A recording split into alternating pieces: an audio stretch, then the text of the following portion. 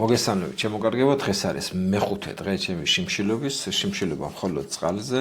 კლებული ვარ 6 კილო ნახევარი.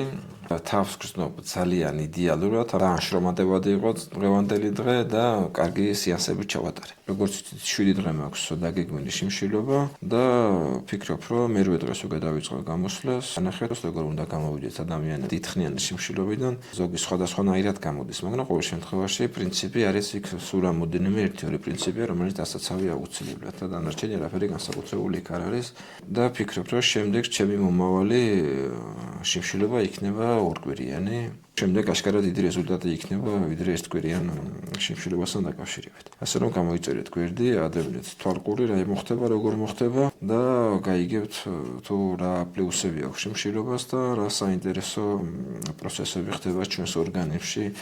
ამ დროს შიმშილობა არის ერთ-ერთი ძლიერი ინსტრუმენტი ჩვენი ორგანიზმის გასაწმენდად, აღსადგენად, გამოსაჯამთელებლად და ასევე როგორც ჩვენი სხეულის, ასევე ჩვენი სულის.